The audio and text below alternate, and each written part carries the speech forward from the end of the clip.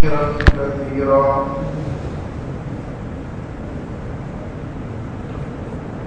أما بعد فأعوذ بالله من الشيطان الرجيم. بسم الله الرحمن الرحيم.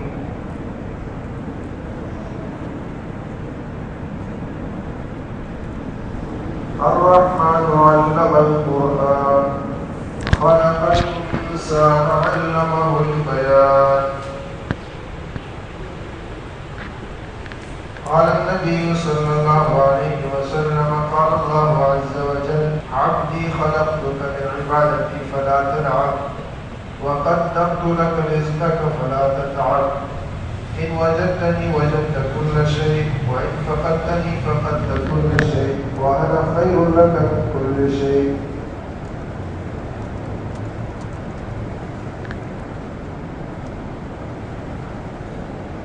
يا رب صل وسلم دائما أبدا على حبيبك خير الخلق كلهم. هو الحبيب الذي ترجى شفاعته بكل حول من الأهوال مقتحم.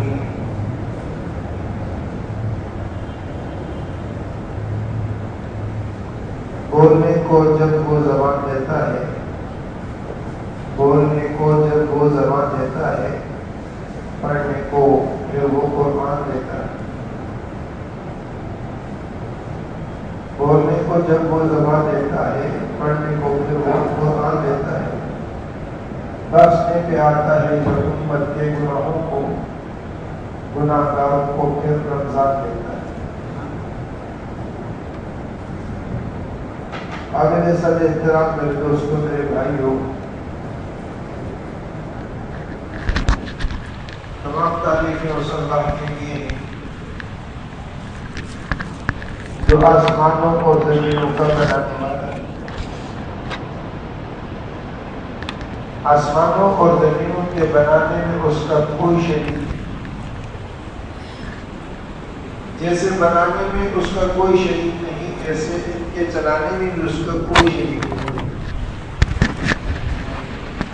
اس کے سنبھالنے میں بھی اس کا کوئی شریک نہیں.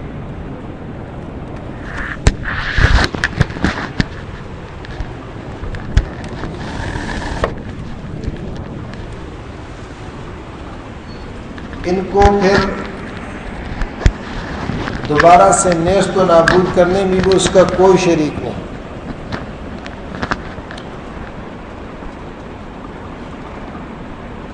الم تر ان اللہ خلق السماوات والارض بالحق ان یشاء یذہبکم ویأتی بخلق جدید وما ذلك علی اللہ بعزیز.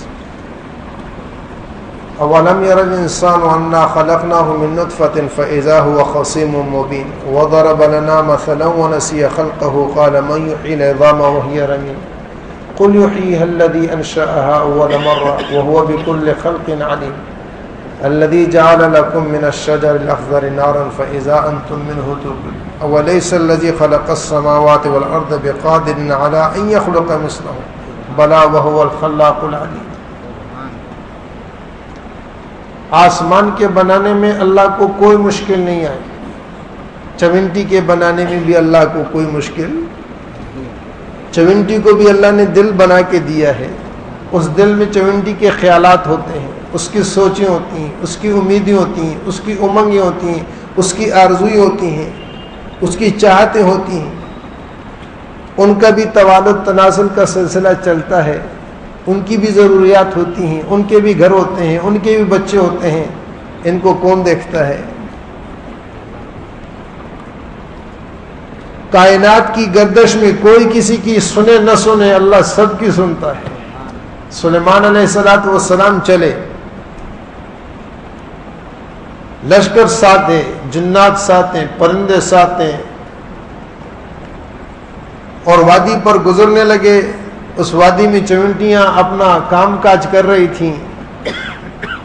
تو جب اس لشکر کے آثار نظر آئے تو ان کی ایک بڑی چونٹی جو تھی اس نے کہا قالت نملۃ یا ایھا النمل ادخلوا مساکنکم لا یحطمنکم سلیمان وجنودہ وهم لا یشعرون. سلیمان علیہ السلام کو پتہ نہیں حالانکہ اللہ پاک نے ان کو ایسی حکومت دی تھی کہ ہوا کے دوش پر چلتی آوازوں کو سنتے. وَعَلَّمْنَا مَنطِقَ الطَّيْرِ، پرندوں کی بولیاں سلیمان علیہ السلام کو اللہ نے سکھائی تھی. جنات تابع تھے، ہر چیز مسخر تھی. لیکن اس چونٹی کی آواز کو، اس کی صدا کو، اس کی پکار کو عرش پر اللہ نے سنا. عرش پر اللہ نے سنا، اور اس عرش پر سن کر اس چونٹی کی اس ادا کو پسند کر کے سلیمان علیہ السلام کو وحی بھیجی کہ راستے میں چونٹیاں آ رہی ہیں. ایک چونٹی نے اپنی قوم کی بڑائی اور خیر خواہی چاہی تھی، ہمیں ان کی خیر خواہی پسند آئی. عرش پہ اس چونٹی کی آواز کو سننے والا کون؟ زمین کی تہ میں بسنے والوں کو ہم نہیں جانتے، وہ ہم ان کی ضرورتوں سے واقف نہیں، وہ ضرورتوں سے.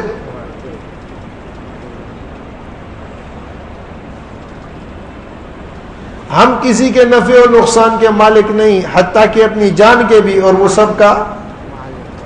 تبارک الذی بیدہ الملک وہو علی کل شیء قدیر. سمجھو اس اللہ کو، پہچانو وہ کون ہے، ہر چیز پر قدرت رکھنے والا. پانی کے قطرے اور منی کی بوند سے ایک بہترین انسان کی صورت کھڑا کرنے والا.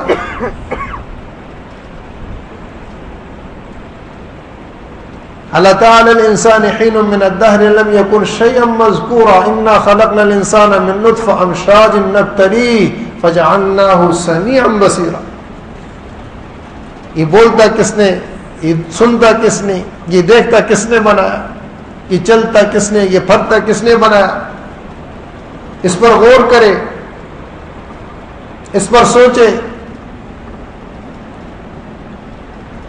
وَأَنَّهُ هُوَ أَضْحَكَ وَأَبْكَى وَأَنَّهُ هُوَ أَمَاتَ وَأَحْيَا وَأَنَّهُ خَلَقَ الزَّوْجَيْنِ الذَّكَرَ وَالْأُنثَى. ہنسانے والا وہ، رلانے والا وہ، کھلانے والا وہ، پلانے والا وہ، سلانے والا وہ، اٹھانے والا وہ، تکلیف لانے والا وہ، تکلیف کو دور کرنے والا وہ. ساری کائنات اس کے قبضے میں ہے، وہ کسی گھڑی کسی سے غافل نہیں.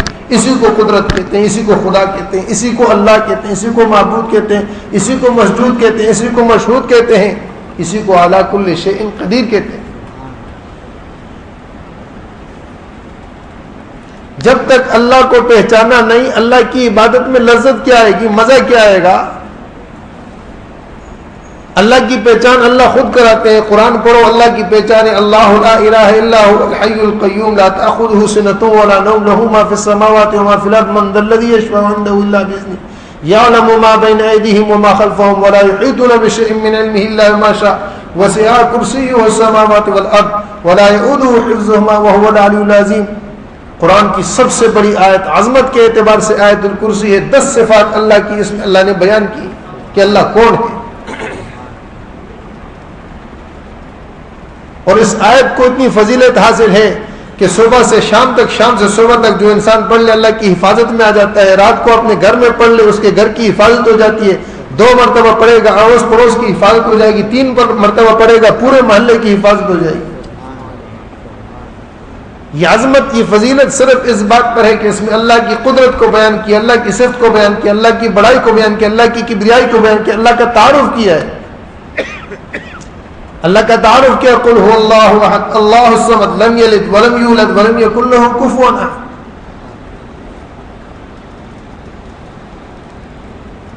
ہمارا رشتہ اس اللہ سے، ہمارا تعلق اس اللہ سے، ہماری پہچان اس اللہ سے کرانے والے کون تھے؟ محمد الرسول اللہ. کروڑوں اربوں خربوں درود و سلام اس ذات پر جس کو اللہ نے وجہ کائنات بنایا، جن کو امام الانبیاء بنایا، جن کو سرور کونین بنایا، جن کو ہادی سرور بنایا، جن کو زمین و آسمان کی ساری کنیاں عطا کی گئی، جن کو معراج پہ بلایا، جن کو عرش کے سامنے کھڑا کر کے فرمایا کہ میرے حبیب میرے لیے کیا لائے ہو. فرمایا کہ اللہ تیری بارگاہ میں وہ چیز لے کے آیا ہوں جو تیری بارگاہ میں نہیں ہے. اللہ کی بارگاہ میں کون کون سی چیز نہیں ہو سکتی؟ اے میرے محبوب وہ کون سی چیزیں میری بارگاہ میں نہیں؟ اللہ میں تواضع لے کے آیا ہوں، میں عاجزی لے کے آیا ہوں. تیری بارگاہ میں عاجزی نہیں، تواضع نہیں، انکساری. اللہ نے اس حبیب کو ساری کائنات کے اوپر فضیلت دی، ان کے ذکر کو پوری کائنات میں عام کیا. الم نشرح لك صدرك ووضعنا عنك وزرك الذي انقض ظهرك ورفعنا لك ذكرك فإن مع العسر يسرا إن مع العسر يسرا. اللہ نے ذکر کو ایسا بلند کیا کہ میرے حبیب جہاں میرا نام ہوگا تیرا نام ہوگا، جہاں میرا نام ہوگا تیرا نام ہوگا. اس وقت تک میں نماز قبول نہیں کروں گا جب تک تیرا نام تجھ پہ درود نہ ہوگا. اس دعا کو قبول نہیں کروں. حضرت عمر رضی اللہ عنہ کی روایت میں ہے دعا مانگنے والا دعا مانگتا ہے، وہ معلق ہو جاتی ہے آسمان اور زمین کے بیچ میں جب تک اس کے ساتھ درود نہ ملے. درود ملتا ہے تو وہ دعا آسمان پہ جاتی ہے. جنت کے ہر پتے پر لا الہ الا اللہ محمد رسول اللہ ہے. حضور نے فرمایا کہ جب تک لا الہ الا اللہ محمد رسول اللہ مکمل نہیں ہوگا جنت کے دروازے نہیں کھلیں گے. جنت کی نعمتیں ملیں گی اس شخص کو جو لا الہ الا اللہ محمد رسول اللہ کا اقرار کرے، اور صرف اقرار نہیں بندگی کا اظہار کرے گا. اپنی پوری زندگی کو لا الہ الا اللہ محمد رسول اللہ کے سانچے میں ڈالے گا. میں اللہ کا ہوں، اس کے نبی کے مطابق جیوں گا مروں گا. جیسے اس نبی نے بتایا ما اتاکم الرسول فخذوه وما نهاکم عنه فانتهوا، جو نبی نے دیا وہ لے لو، جو نبی نے چھوڑا اس کو چھوڑ دو. لقد كان لكم في رسول الله اسوة حسنة لمن كان يرجو الله واليوم الآخر وذكر الله كثيرا.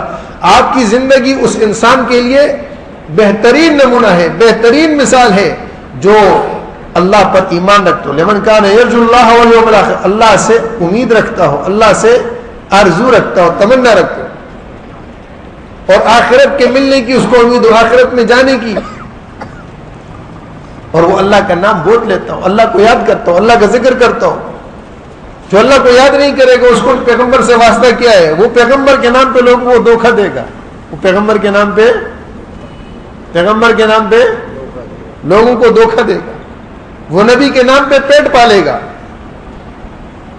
وہ نبی کے نام پہ حلوے کھائے گا، وہ نبی کے نام پہ بریانیاں کھائے گا، وہ نبی کے نام پہ بلڈنگیں بنائے گا، وہ نبی کے نام پہ لوگوں کو دھوکہ دے گا. میری بات کو توجہ سے سننا. دین وہ ہے جو اللہ نے دیا، جس کو جبرائیل لے کے آئے، جسے محمد رسول اللہ صلی اللہ علیہ وسلم نے پوری امت کے سامنے کر کے دکھایا، جس کو صدیق نے لیا، فاروق نے چلایا، عثمان ذی النورین نے اس کی آبیاری کی، علی المرتضیٰ نے اس کو پھیلایا. صحابہ نے اپنے خون پسینے سے اس دین کو پوری دنیا میں عام کیا. اسلام وہ شجر نہیں جس نے پانی سے غذا پائی، دیا خون صحابہ نے، اس میں بہار آئی. یہ صحابہ کے خون سے سینچا ہوا دین ہے. یہ آپ کی نماز صحابہ سے ہے، یہ آپ کا قرآن صحابہ سے ہے، یہ آپ کی اذان صحابہ سے ہے، یہ آپ کی حج کی عبادت صحابہ سے ہے، یہ آپ قرآن کی شکل میں جو تلاوت کرتے ہیں صحابہ سے ہے، یہ آپ کی زکوٰۃ صحابہ سے ہے، یہ آپ کی قربانیاں صحابہ سے ہیں. جو دین کی شکل کو آپ لیں گے وہ کہاں سے ملیں گی؟ صحابہ سے ملیں گی. صحابہ نے کس سے لیا؟ حضور سے لیا. حضور نے کس سے لیا؟ جبرائیل سے لیا. جبرائیل نے کس سے لیا؟ اللہ جل شانہ سے لیا. اور اللہ وہ ذات ہے، میں نے آپ سے عرض کر دیا کہ جو چمنٹی کی ایک آواز کو، صدا کو سنتا ہے تو کیا وہ اپنے دین کو نہیں سمجھے گا؟ اس کو نہیں سنبھالے گا؟ انا نحن نزلنا الذکر وانا له لحافظون. یہ قرآن ہم نے نازل کیا، اس کی ہم حفاظت کریں گے.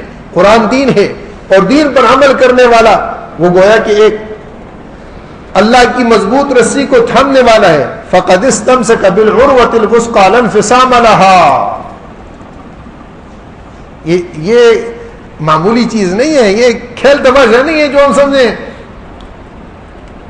یاروں کی اڑائی ہوئی باتوں کے اندر ہم بیچ میں پھنس جائیں. نہیں، دین پکا ٹھکا ہے اور مضبوط ترین عمارت ہے. یہ ایسی آندھیوں اور ہواؤں کے اندر ہلنے جلنے والی چیز نہیں ہے، جھونپڑی نہیں اڑ جائے گی. فقد استمسک بالعروۃ الوثقی لا انفصام لها واللہ سمیع علیم.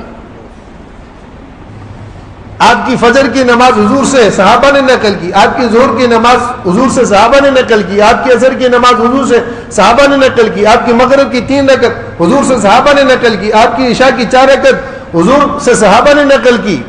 تراویح 20 رکعت حضور سے، تراویح 20 رکعت حضور سے، بولو، تراویح 20 رکعت حضور سے صحابہ نے نقل کی. 20 رکعت پر پوری امت کا اجماع ہوا، 20 رکعت پوری امت میں چلتی رہی.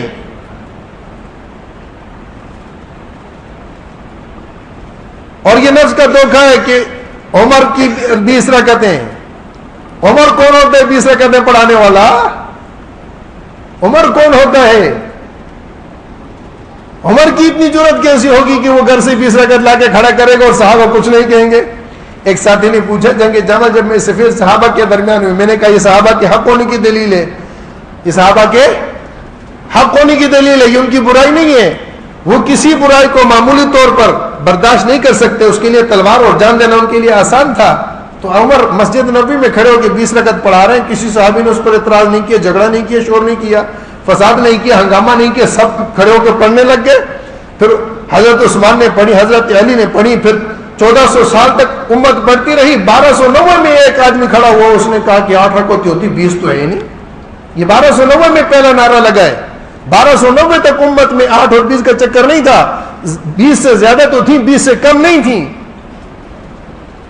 یہ مذاق نہیں ہے، یہ کھیل تماشا نہیں ہے.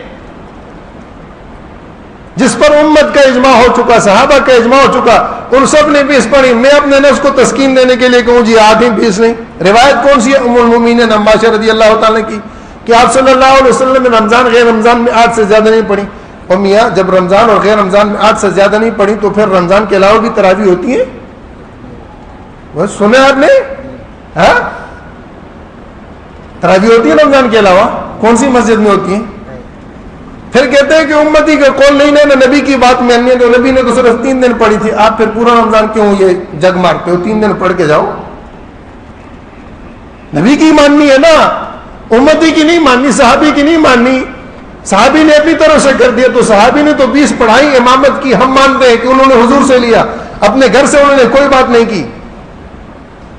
انہوں نے دین میں ہیرا پھیری نہیں تھی. صحابہ کوئی بات کرتے اور دوسرے خاموش ہو رہتے، ایسا نہیں تھا. ہمارا تو ایمان ہے علیکم بسنتی وسنت الخلفاء الراشدین المہدیین عضوا علیہا بالنواجذ. تم پر میری اور میرے خلفاء راشدین کی سنت کو لازم پکڑنا ہے.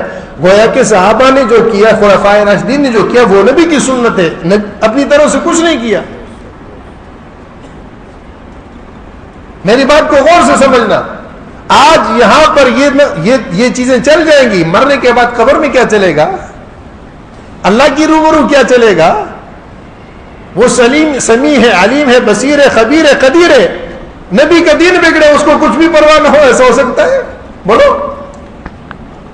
دین میں اضافہ ہو اور اللہ پاک خاموش رہے، چونٹی کی آواز کو سن لے، اس کو قرآن میں نقل کرتے وہ بتاتا ہے کہ میں قدرت رکھتا ہوں ہر چیز پر. تو میرے محترم دوستوں، میرے بھائیوں، دین وہ ہے جو اللہ نے دیا، جبرائیل لے کے آئے، محمد رسول اللہ صلی اللہ علیہ وسلم سے صحابہ نے لیا، صحابہ نے امت کو دیا، امت کے اندر وہ دین چلا ہے جو صحابہ نے ہم تک پہنچایا. ہمارا ایمان ہے صحابہ نے سچ بولا، ہمارا ایمان ہے، بولو صحابہ نے کیا کیا؟ ہاں صحابہ وہ تھے کہ جو جان تو دے سکتے تھے، نبی کے دین میں آنچ نہیں آنے دیتے تھے، نہیں برداشت کر سکتے تھے. انہیں اپنی جانیں تو دینا آسان تھی لیکن دین میں اونچ نیچ برداشت. آپ کے 30 پارے کہاں سے آئے ہیں؟ بولو. حضور نے لکھ کے دیا قرآن کہ یہ قرآن لے لو. کوئی ایک حدیث لا کے دکھاؤ کہ حضور نے کہا کہ یہ میں نے قرآن دیا، یہ لے لو. ابو بکر صدیق رضی اللہ تعالیٰ نے جمع کیا لیکن وہ جمع مکمل نہیں تھا، چلتا رہا. حضرت عثمان رضی اللہ تعالیٰ کے دور میں جو جمع ہوا تھا 7 قرأتوں پہ جمع ہوا تھا. آپ کو یہ پتہ بھی نہیں ہوگا 7 قرأتیں ہوتی کیا ہے. جو قرآن حضرات ہیں، دارالعلوم ہمارے قریب ہے، ان اساتذہ سے ان سے جا کے پوچھو 7 قرأتیں کیا ہوتی ہیں.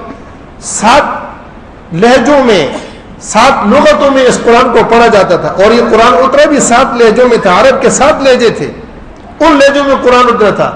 اسی طریقے پر قرآن 7 لہجوں میں لکھا گیا تھا، جمع کیا گیا تھا، جو حضور صلی اللہ علیہ وسلم سے صحابہ نے لیا. اب جب پوری دنیا میں وہ چیز چلی تو عرب سے بات باہر نکلی. یہ وسط ایشیا کے علاقوں میں دین اسلام پہنچا. اب عرب تو سمجھتے تھے کہ یہ فلاں کی لغت ہے، یہ فلاں کی لغت ہے. جیسے اب اردو میں بہت سارے لہجے ہیں، اردو میں سمجھ میں نہیں آتی، پنجابی میں بہت سارے لہجے ہیں. ہر زبان میں مختلف لہجے ہوتے ہیں. ایک جگہ کی زبان میں فرق ہوتا ہے، دوسری جگہ کی زبان میں کچھ اور فرق ہوتا ہے. لکھنؤ کا اپنا لہجہ ہے، بنارس کا اپنا لہجہ ہے، مدراس کا اپنا لہجہ ہے، دہلی کا اپنا لہجہ ہے، اپنے اپنے لہجے ہیں. لیکن ایک اردو والا وہ سب لہجوں کو سمجھتا ہے. لیکن اگر اردو سے نکل کر پشتو میں چلے جائیں تو پشتو والوں کے نزدیک تو ایک ہی لہجہ ہوگا، پشتو والوں کے نزدیک تو دوسرے لہجے کو وہ کہیں گے کہ نہیں یہ غلط ہے.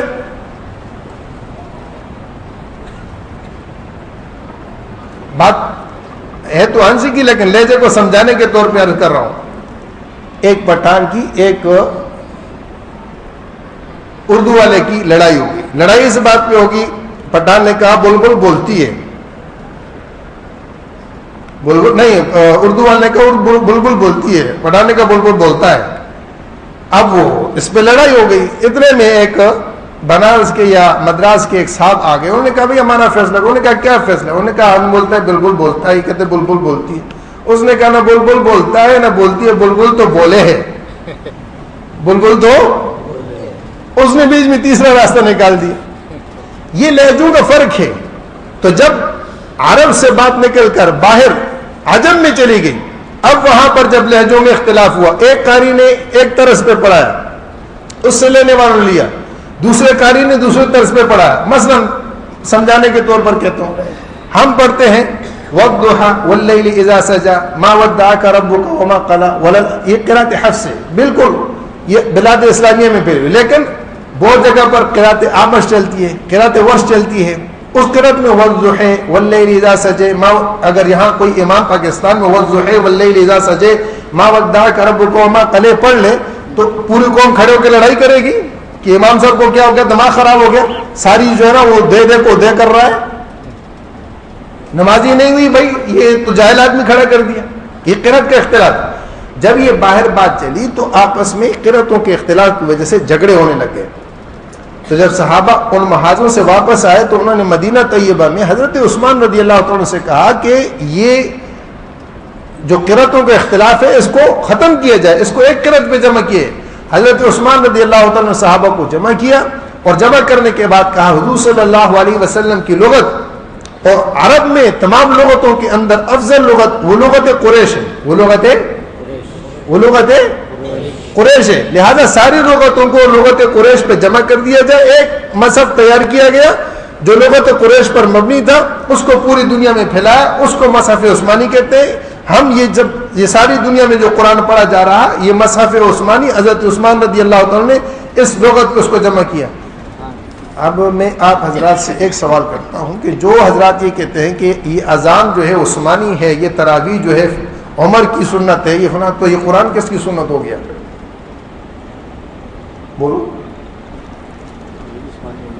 ہم تو یہ مانتے ہیں کہ عثمان رضی اللہ تعالیٰ نعوذ باللہ، ہم سوچ بھی نہیں سکتے کہ وہ دین میں اضافہ اور کمی بیشی کر سکیں. وہ تو وہی چیز جو حضور سے لی ہے، لیکن اس کو آسان طریقے سے انہوں نے وہ کر دیا. لیکن جو لوگ صحابہ کی بیچ میں کہتے ہیں امتی کی بات نہیں لینے، تو پھر قرآن لے کے آئے.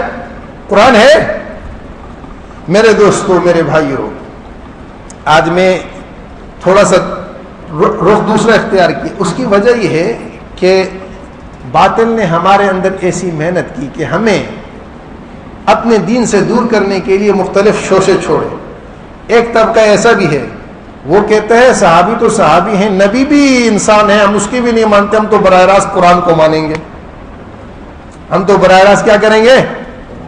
وہ کہتے ہیں ہمارے لیے قرآن کافی ہے. ان کو منکرین حدیث کہتے ہیں. ان کو کیا کہتے ہیں؟ وہ اپنے آپ کو کہتے ہیں اہل قرآن. وہ اپنے آپ کو کیا کہتے ہیں؟ کتنا خوشکن نعرہ ہے یہ، اہل قرآن. اب کوئی کہ میں قرآن والا ہوں، آپ اس کو کہہ سکتے ہو آپ غلط کہہ رہے ہو؟ ہاں بولو بولو. لیکن وہ حدیث کا انکار کرتا ہے تو یہ صحیح ہوگا؟ بولو. آپ پڑھے لکھے طبقے ہیں ماشاءاللہ، آپ حضرات نے دنیا دیکھی ہے اور ایک اچھے اس سے تعلق ہے. میں آپ سے جو بات کر رہا ہوں میری بات کو سمجھیں کہ ایک آدمی کہے میں اہل قرآن ہوں، قرآن والا ہوں، اس دعوے کو یا اس نعرے کو آپ کیا کہیں گے؟ صحیح ہے غلط ہے؟ ہاں اب آپ کا پتہ چل جائے گا. بتاؤ. وہ کہتے ہیں میں اہل قرآن ہوں. ہاں بولو صحیح ہے غلط ہے؟ سراسر غلط ہے، سراسر غلط ہے کہ اس نعرے کے اندر کی چادر میں وہ حدیث کا انکار کر رہا. وہ کیا کر رہا؟ حدیث کا انکار کر رہا. حضرت علی رضی اللہ تعالیٰ عنہ جب امیر المؤمنین تھے تو اس وقت ایک طبقہ اٹھا، وہ طبقہ نعرہ لگاتا تھا کہ بادشاہ صرف اللہ کی ہے. جہاں حضرت علی رضی اللہ تعالیٰ خطبے کے لیے کھڑے ہوتے ان میں سے ایک شرارتی کھڑا ہو جاتا تھا اور وہ نعرہ لگاتا تھا ان الحکم الا للہ، ان الحکم، یہ قرآن کی آیت ہے. اب کہنے والا جو کہہ رہا، اب کوئی نہیں کہہ سکتا کہ یہ غلط کہہ رہا. حضرت علی رضی اللہ تعالیٰ فرمایا کرتے تھے کلمۃ حق ارید بها الباطل، بات تو قرآن کی ہے، اس کو تو غلط نہیں کہہ سکتے، لیکن اس سے اس کا ارادہ غلط ہے، اس سے اس کا ارادہ غلط ہے. ایسے ہی جو یہ کہیں کہ ہم اہل قرآن ہیں تو یہ بات تو صحیح لگ رہی ہے، لیکن اس میں اندر جو چھپی ہوئی شرارت ہے وہ غلط ہے. اسی طرح میرے دوستوں، میرے بھائیوں، بہت سے ہمارے دوست وہ کہتے ہیں ہم اہل حدیث ہیں.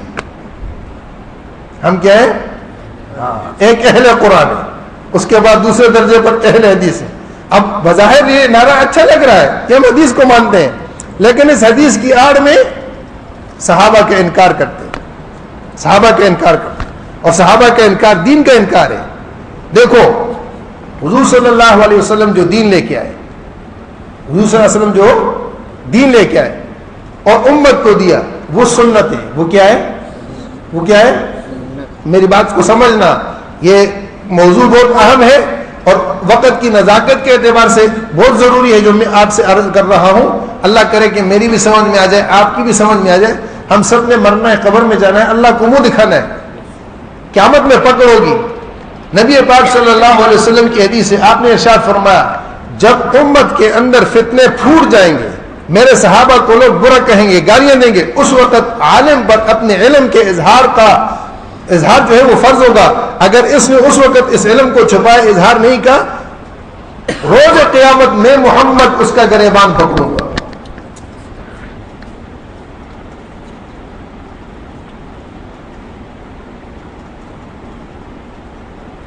میرے دوستو، ہم نے جو محنت کی، اللہ پاک، آپ سب بیٹھے ہیں، میں آیا ہوں، ہمارا مقصود کیا ہے؟ اللہ ہم سے راضی ہو جائے. آپ نے روزے رکھے، کیوں رکھے؟ اللہ پاک راضی ہو جائے. تراویح پڑھی، کیوں پڑھی؟ قرآن سنا، کیوں سنا؟ اللہ راضی ہو جائے. آپ 5 وقت سجدہ کرتے ہیں، نماز پڑھتے ہیں، کیوں؟ اللہ راضی ہو جائے. اور اگر اس کے اندر ذرا سی بھی انانیت آ گئی تو آپ کے سارے کیے پر پانی پھر گیا، نہیں پھرا. حضرت عمر رضی اللہ تعالیٰ رمضان کے آنے پر خطبہ دیتے اور فرماتے کہ دیکھو لوگوں، یہ اللہ نے تمہیں مہینہ دیا، اس کی قدر کر لو اور اس میں وقت ضائع ہونے سے بچاؤ. اور اس بات سے تم میں سے ہر آدمی بچے کہ وہ یہ کہے فلاں روزہ رکھے گا میں رکھوں گا، فلاں تراویح پڑھے گا تو میں پڑھوں گا. اپنے عمل کو خالص اللہ کے لیے کرو، روزہ بھی اللہ کے لیے رکھو اور تراویح بھی اللہ کے لیے پڑھو. اس میں اور کسی قسم کی نیت شامل نہ ہو، اس کو خالص کرو، اللہ کی رضا کے لیے ہو. تو میرے محترم دوستو، ہمارا مقصود اللہ کی رضا ہے. اب اللہ کی رضا جو ہے وہ کیسے ملے گی؟ اس کے لیے ہمیں آپ صلی اللہ علیہ وسلم کی سنت کو دیکھنا ہوگا، حدیث کو نہیں دیکھنا ہوگا. حدیث کو اب آپ کہوگے کہ جو سنت اور حدیث میں فرق کیا ہے، یہ ضروری ہے، اس کو سمجھو. احادیث بہت ہیں. احادیث کیا ہے؟ بہت حدیث ہے. آپ صلی اللہ علیہ وسلم اتا صبات قوم فبال قائما، آپ ایک قوم کی کوڑا دان پہ آئے اور وہاں آپ صلی اللہ علیہ وسلم نے کھڑے ہو کے پیشاب کیا، یہ حدیث ہے. اب یہ سنت ہوگی یا یہ حدیث ہوگی؟ بولو. ام المومنین ام عائشہ رضی اللہ تعالیٰ عنہ کی روایت ہے، فرماتی ہیں کہ آپ صلی اللہ علیہ وسلم نے ہمیشہ بیٹھ کر پیشاب کیا. کوئی اگر تم سے یہ بات کہے کہ حضور نے کھڑے ہو کر پیشاب کیا، اس کی تصدیق نہ کرو، وہ جھوٹا ہے. اب یہ دونوں حدیثیں ہیں، یہ دونوں کیا ہے؟ حدیثیں ہیں. اب فرق دیکھ لینا. اما جان کی بات سنت کے متعلق ہے اور جو راوی روایت کر رہا وہ حدیث ہے. ایک مرتبہ کا واقعہ ہے، اس ایک مرتبہ کو ہم سامنے رکھ کر ساری زندگی کھڑے ہو کے ہم پیشاب کریں گدھے کی طرح سے جائز ہوگا؟ بولو. سب منع کرتے ہیں نا، کھڑے ہو کر پیشاب منع، حدیث میں بھی منایا ہے. آپ نے کیا، حدیث ہے. کیوں کیا؟ وہ الگ بحث ہے، اس کی وجہ کیا تھی وہ الگ بحث ہے، اس میں ہم نہیں پڑھیں گے. ہم یہ نہیں کہیں گے کہ آپ نے غلط کیا. آپ صلی اللہ علیہ وسلم پیغمبر ہیں, آپ کو اللہ کی طرف سے اجازت دی, لیکن ہر آدمی کہے گا کہ نہیں میں نے اس حدیث پہ عمل کرنا ہے, تو آپ اس کی اجازت دیں گے؟ یہاں باہر کوڑا دان ہے اور آپ ہم سب نکلے اور وہاں جا کے کھڑے ہو کے پیشاب کریں اس لیے کہ حدیث پہ عمل کرتے ہیں, تو یہ عقل مانے گی نہیں مانے گی؟ بولو. اس کو ایک فہیم انسان اچھا کہے گا غلط کہے گا؟ حالانکہ بخاری کی روایت ہے, بخاری کی روایت ہے, حدیث بخاری کی ہے, لیکن ہم کہیں گے بھائی یہ حدیث ہے لیکن اس پر عمل نہیں. سنت آپ صلی اللہ علیہ وسلم کی کیا ہے؟ بیٹھ کر پیشاب کرنے کی, بیٹھ کر پیشاب کی. فرق آگے سنت اور حدیث میں سمجھ. اسی طرح احادیث بہت ہیں لیکن سنت وہ ہے جس پر آپ صلی اللہ علیہ وسلم نے عمل کیا. آپ کے بعد ابو بکر صدیق رضی اللہ عنہ نے اس پہ عمل کیا, فاروق اعظم رضی اللہ عنہ نے اس پہ عمل کیا, عثمان بن نورین رضی اللہ عنہ نے عمل کیا, حضرت علی المرتضیٰ رضی اللہ عنہ نے عمل کیا, اہل بیت نے عمل کیا, صحابہ نے عمل کیا. وہ آپ صلی اللہ علیہ وسلم کی سنتیں, وہ سنت جاریہ ہے اور اس پر امت کا اجماع ہو جاتا ہے کہ جو سنت ہوگی وہ قیامت تک چلے گی. احادیث بہت ساری متروک ہو گئی. احادیث کیا ہو گئی؟ احادیث کیا ہو گئی؟ بہت ساری. آپ صلی اللہ علیہ وسلم نے جتنا طواف کیا, آپ منا, آپ مزدلفہ, ان سب جگہوں پر گئے, آپ نے اونٹ پر یہ سارے اعمال کیے. آج میں کہوں میں حدیث پہ عمل کرتا ہوں, کیا خیال ہے؟ آپ کو چھوڑ دیں گے وہاں؟ بولو. آپ اونٹ لے کے ذرا مکہ معظمہ کی گلی میں تو جاؤ, پھر آپ کا کیا اثر ہوتا ہے؟ آپ کو میں حدیث پہ عمل کرتا ہوں, ہاں حدیث ہے, بخاری میں ہے, لیکن متروک ہے. سنت یہ ہے کہ اب پیادل طواف کیا جائے گا, پیادل اعمال کیے جائیں گے. تو میرے محترم دوستوں, میرے بھائیوں, جس طرح یہ نعرے خوشکن ہیں ان سے اللہ پاک ہماری حفاظت فرمائے, اور یہ دعا کرو اللہ پاک ہمیں سنت پر چلائے. آپ صلی اللہ علیہ وسلم کی سنت ہی وہ نجات کا مدار ہے. علیکم بسنتی و سنت الخلفاء الراشدین المہدیین, تم پر میری سنت, میرے خلفاء کی سنت لازم ہے.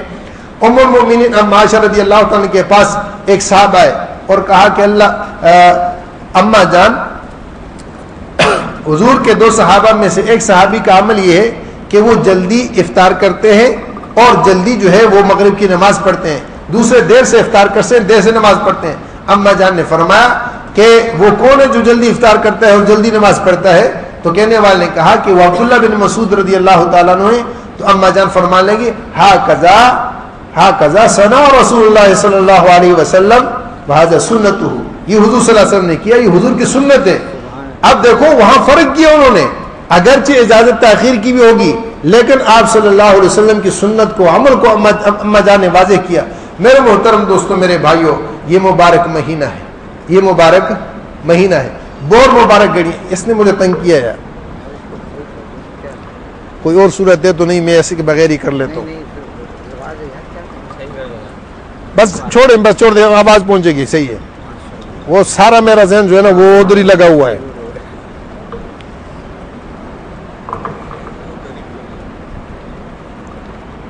تھوڑا تھوڑا قریب ہو جائے, آواز آرام سے پہنچ جائے.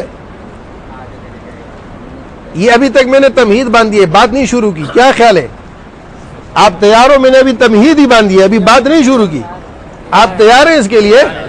بات ہونی چاہیے, ہاں, یا پھر دعا کر لیتے ہیں؟ یہ میں نے تمہید باندھی ہے, ابھی تمہید ہے, ابھی جو ہے بات نہیں ہوئی.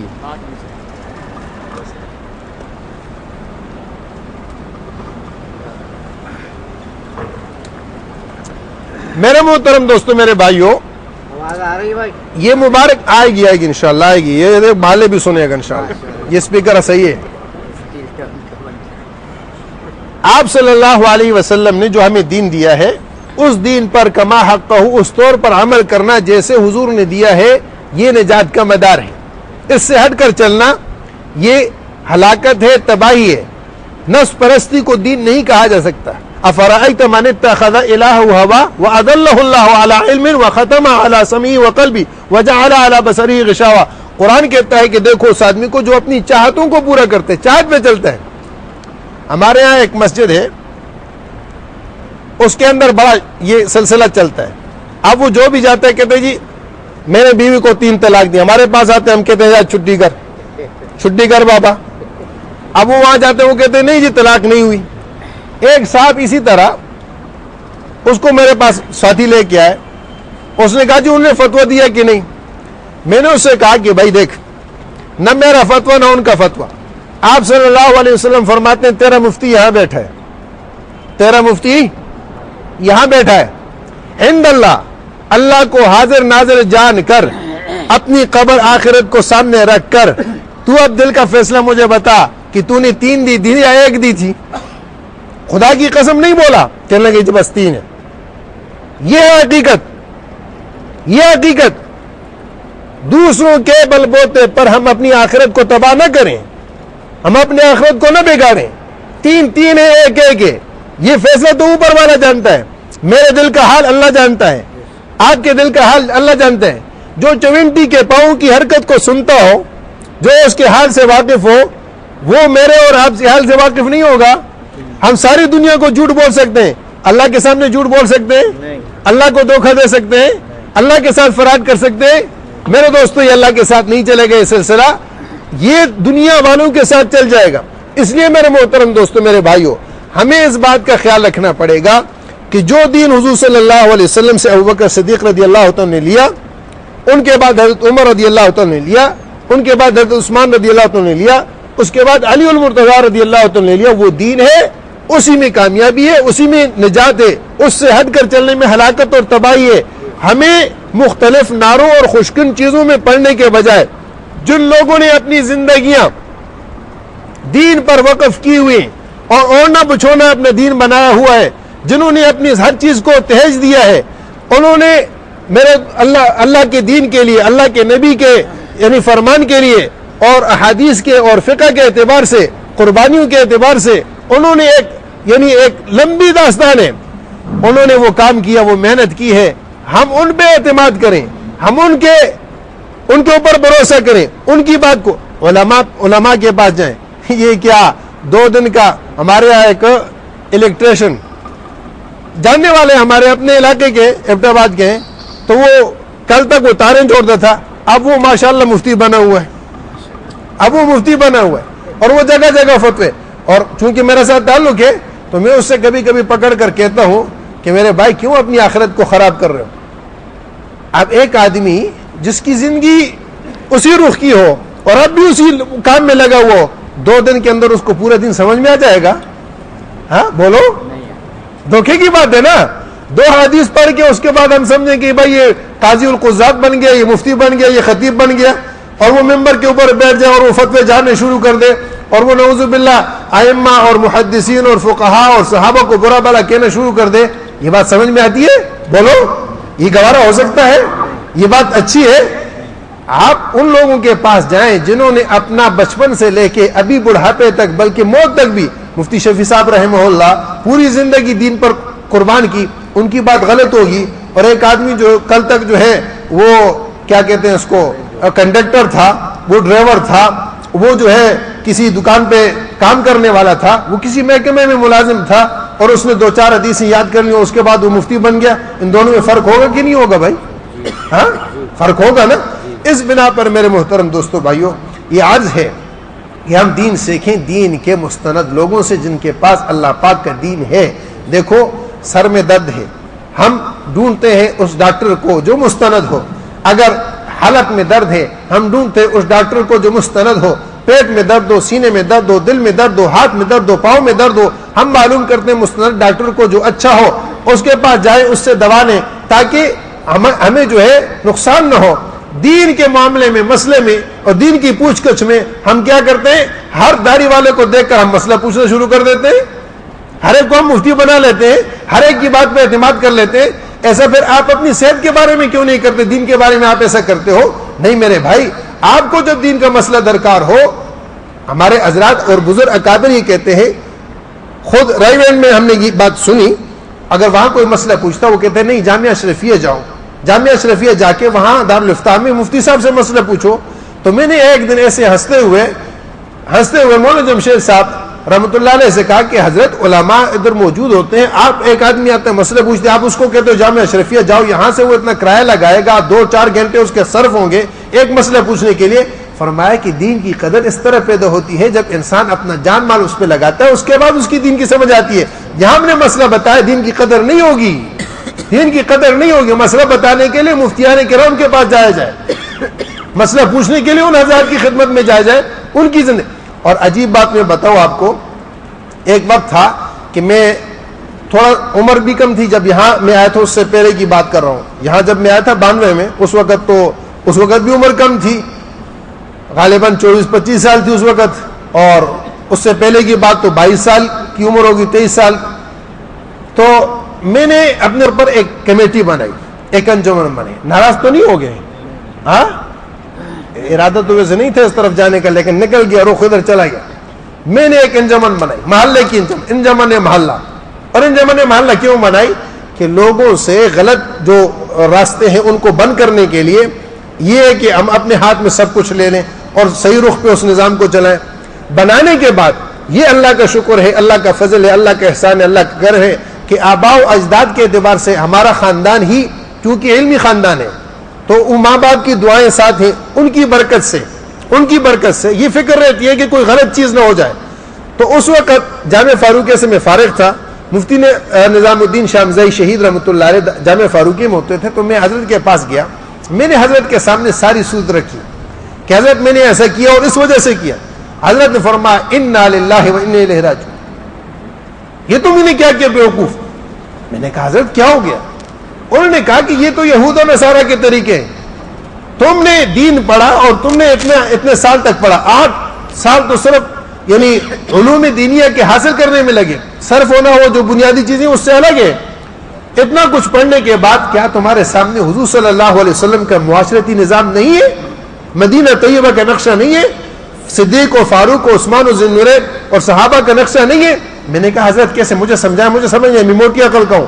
حضرت نے فرمایا کہ بھائی دیکھو, حضور پاک صلی اللہ علیہ وسلم نے ایسے مواقع میں مسلمانوں کو جس چیز کی ترغیب دی, آپ لوگوں کو اس پر لے کے آؤ. ہر مسلمان دوسرے مسلمان کا خیر خواہ ہو, اس کے ساتھ ہاتھ بٹانے والا ہو. آپ انجمن بنا کے آپ مسلمانوں کو نیکی سے محروم کرنا چاہتے ہو, یہی تو یہود و نصارہ کے طریقے. اللہ کی قسم, اللہ کا گھر ہے. میں وہاں سے آیا, شام کو میں نے سب کو جمع کیا. جمع کرنے کے بعد میں نے کہا کہ بھائی یہ کام میں نے اس نیت سے شروع کیا تھا, میری نیت تھی, کوئی غلط چیز نہیں تھی, لیکن میں نے جا کر اپنے استاد سے, مفتی صاحب سے یہ بات پوچھی. حضرت نے میری رہنمائی کی, میری آنکھیں کھل گئیں. یہ غلط ہے, اسلام جو طریقہ سکھاتا ہے اور دین ہمیں جو بتاتا ہے ہم اس رخ پہ چلیں گے, ہم اپنے جذبات کو غلط رخ پہ نہیں لے کے آئیں گے, یہود اور نصارہ کے طریقوں پہ نہیں چلیں گے. ہمیں یہود اور نصارہ کے طریقوں کے خلاف چل کے اللہ اور اس کے رسول اور صحابہ کے طریقے پر اپنی زندگی کو لانا ہے. میری بات سمجھ آ گئی بھائی؟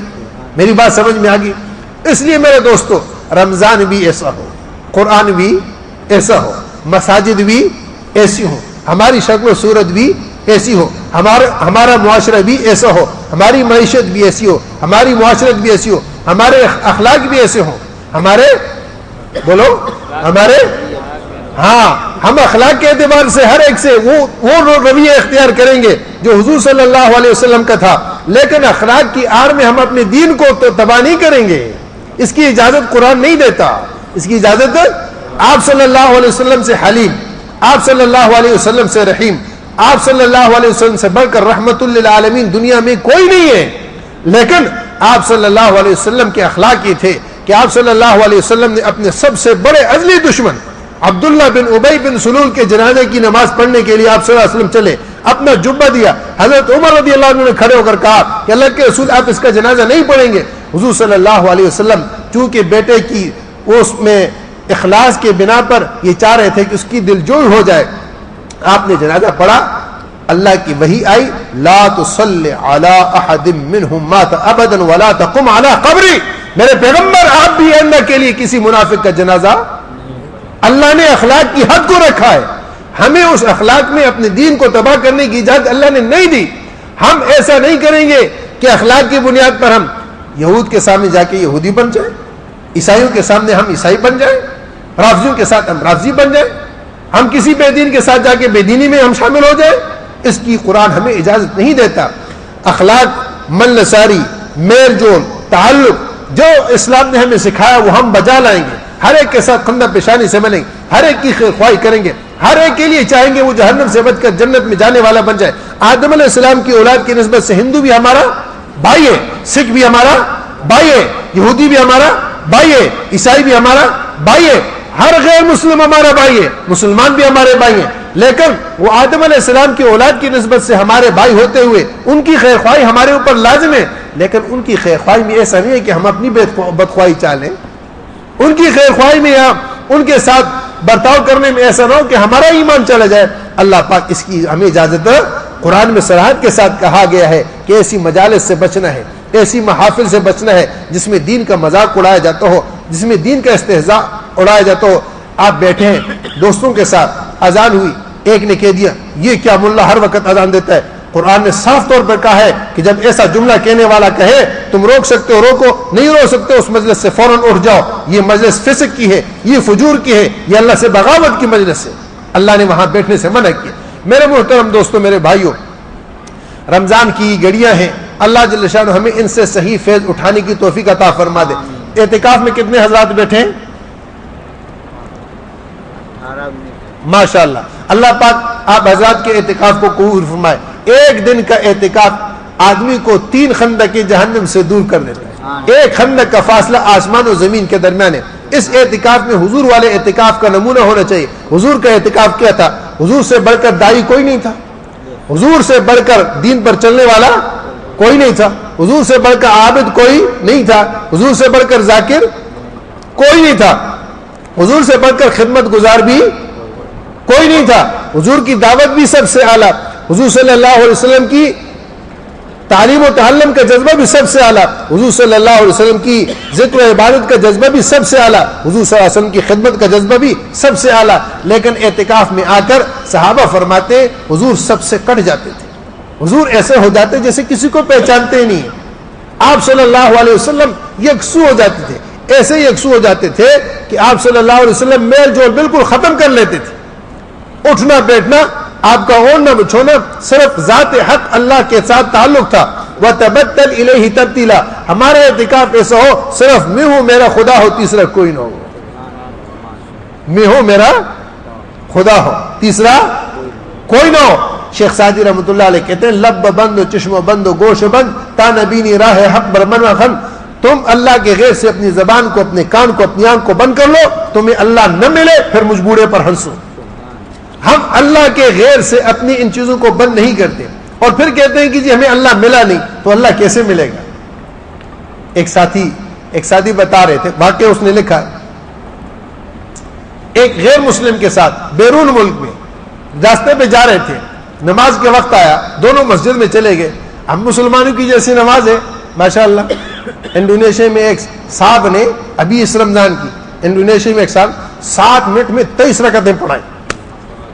7 منٹ میں 23 رکعتیں، 20 تراویح اور 3 وتر، 23 رکعتیں. اور وہ خبر باقاعدہ اس کی ٹی وی پر آ گئی، یعنی ان کی ہیڈ لائٹنگ بن گئی. وہ کیا کہتے ہیں اس کو، ٹی وی والے جب بتاتے وہ بن، یعنی انہوں نے بریکنگ نیوز بنایا اس کو اور باقی خبریں روک کے یہ بتایا کہ امام، وہ دکھایا بھی، یہ نہیں کہ صرف انہوں نے وہ دکھایا بھی جو وہ نماز پڑھ رہے تھے. ہماری نماز ہے. وہ ساتھی بتا رہا تھا کہ مسجد میں گئے، بات بہت درد کی ہے.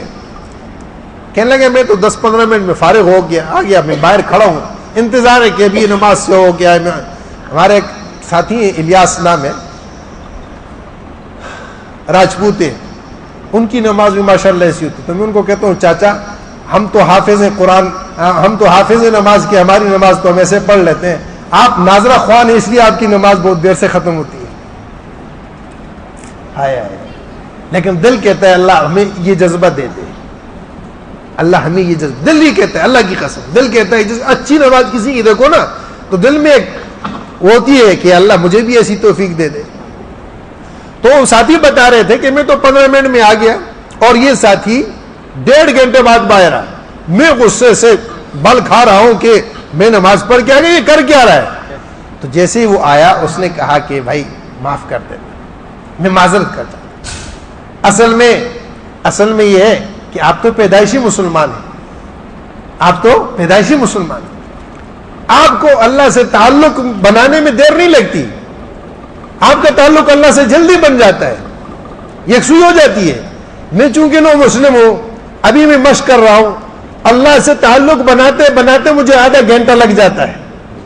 جب یکسوئی ہوتی ہے پھر میں نماز شروع کرتا ہوں. جب یکسوئی ہوتی ہے کہ لے اس کا یہ کہنا تھا میری آنکھوں سے آنسو نکل گئے کہ مجھے تو آج تک ایسی ایک نماز نہیں ملی آپ کو بھائی؟ ہاں آپ کو ایسی نماز ملی ہے؟ اور ملنی چاہیے نہیں ملنی چاہیے؟ ہاں یہ اللہ سے ملاقات ہے. نماز کیا ہے؟ الصلاۃ معراج المؤمن, یہ مومن کی ملاقات ہے اللہ سے. نبی کو اللہ پاک نے عرش میں بلایا, ہمیں 5 وقت مسجد میں بلا کے کہا آؤ میری ملاقات کے لیے. ہم آتے ہیں, یہ کیسی ملاقات ہم کر کے جاتے ہیں کہ ہم نے اس کی تو سنی نہیں, اپنی سنا کے ہم بھاگ جاتے ہیں. ایسا ہے کہ نہیں ہے؟ ہاں اللہ کی سنی کبھی؟ حدیث میں آتا ہے الحمدللہ رب العالمین کے بعد اللہ پاک کہتے ہیں حمدنی عبدی, الرحمن الرحیم کے بعد اثنا علی عبدی, مالک یوم الدین کے بعد مجدنی عبدی, ایاک نعبد و ایاک نستعین کے بعد اللہ کہتے ہیں ھذا بینی و بین عبدی ولعبدی ما سأل. یہ اللہ کے حدیث پاک میں صاف وضاحت کے ساتھ ہیں. حضرت مولانا اشرف علی تھانوی رحمۃ اللہ علیہ سے کسی نے پوچھا حضرت کیا اللہ پاک یہ جواب دیتے ہیں؟ حضرت نے فرمایا کہ کیا تم نے کبھی کوشش کی سننے کی؟ ہم تو ایک سانس میں فاتحہ کو پورا کرنے والے لوگ, وہاں سنتے ہی کہاں ہے کہ اللہ پاک جواب دے اور میں سنوں کان رکھوں, الحمدللہ رب العالمین کے بعد کان رکھوں کہ میرا اللہ نے جواب دیا نہیں دیا. کیا خیال ہے ایک نماز ایسی ہونی چاہیے نہیں ہونی چاہیے زندگی میں؟ ایک نماز بتاؤ ہاں ہونی چاہیے نہیں ہونی چاہیے یار, کہ اللہ کا جواب بھی تو سن لیں کہ اللہ کیا کہتے ہیں. حاجی کہتے ہیں لبیک لبیک اللہم لبیک لبیک لا شریک لک لبیک. اللہ بھی کہتے ہیں لبیک عبدی و صادق لبیک عبدی و صادق. اللہ بھی کہتے ہیں. یہ حاجیوں سے پوچھو کہ کبھی سنا ہے؟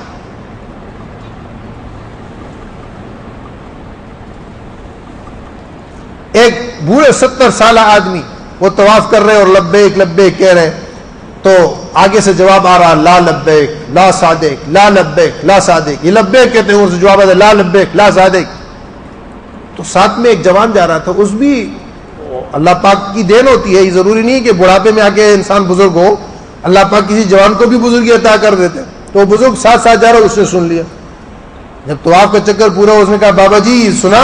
اس نے کہا تو نے بھی سن لیا؟ کہا میں نے بھی سن لیا. تو کہا کہ پھر, کہا کہ بیٹا تو نے آج سنا, میں تو 70 سال سے سن رہا ہوں. کہا کہ پھر دماغ خراب ہے آپ کا, بوڑھے ہو کے اس حال میں اور جواب آ رہا ہے لا لبیک لا صادق, قبول نہیں ہے تو جا آرام کر کیا رہا ہے. اس نے کہا کہ میاں بچے ہو, اگر وہاں سے لا لبیک بھی آ رہا تو میں اس کو چھوڑ کے جاؤں کہاں؟ کوئی اور در ہے؟ مولانا روم رحمۃ اللہ علیہ لکھتے ہیں کہ یہ کہنا تھا, اس کے بعد آواز بدل گئی اور یہ آواز آئی کہ تیری یہ لبیک بھی قبول, 70 سالہ ساری قبول ہو گئی, 70 سالہ ساری قبول ہو گئی, اس لیے کہ تیری یہ بات پسند آ گئی کہ اس در کے سوا کوئی. ہم بھی کبھی ایک نماز ایسی پڑھ لیں کہ جس میں اللہ پاک کے ہاں سے جواب کو ہم سن لیں. اچھی طرح سے وضو بنا کے اور پھر آ کے اس کے بعد انسان کھڑا ہو کے اللہ کی طرف متوجہ ہو کے, حضرت مولانا صاحب رحمۃ اللہ علیہ فرماتے ہیں نماز سے پہلے نماز کا استحضار رکھو. استحضار کیا ہے؟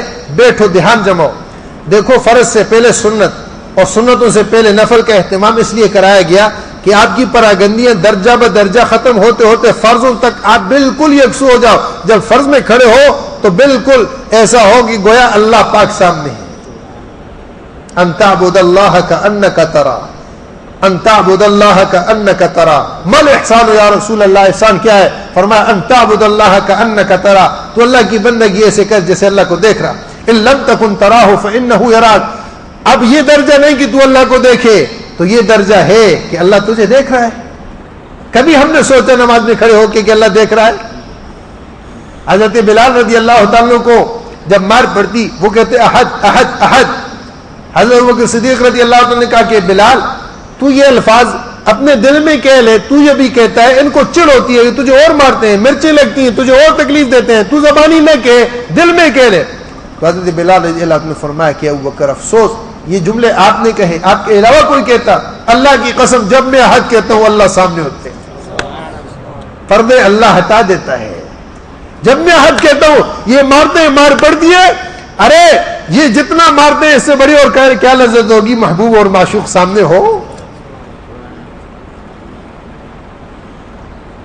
ایک چچوڑا سا آیا ہماری طرح کا عاشق، لیلا سے کہا میں تیرا عاشق، اس نے کہا جھوٹا ہے، اس نے کہا نہیں میں تیرا عاشق، اس نے کہا اچھا ذرا ران کا گوشت لا کے دے، اس نے کہا نہیں یہ تو میں نہیں کر سکتا، کہا اچھا اب عاشق دیکھ عاشق کیسے ہوتا ہے، جا یہ پلیٹ اور چھری لے کے جا مجنون سے کہو لیلا نے ران کا گوشت مانگا ہے، وہ گیا مجنون سے کہا کہ لیلا نے ران کا گوشت مانگا ہے، اس نے ایک سے بھی کاٹا دوسرے سے بھی کاٹا، اس نے کہا اس نے ایک ران کا کہا تھا، اس نے کہا ایک ران کا کہا تھا، یہ تو نہیں کہا کہ کون سی ران، اب تو جائے وہ کہے نہیں میں نے بائیں ران کا کہا تھا، تو دائیں کا لے کے گیا، دونوں لے کے جاتا کہ اس کو یہ کہنے کی ضرورت پیش نہ آئے۔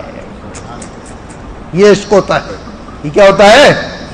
یہ عشق ہوتا ہے جس کو لگ گئی اے شوق جنوں بیکار نہ رہے، اے شوق جنوں بیکار نہ رہے، کچھ خاک اڑا ویرانوں کی، دیوانہ بننا مشکل ہے صورت ہی بنا دیوانوں کی، دیوانہ نہیں بن سکتے صورت بنا لو دیوانوں کی۔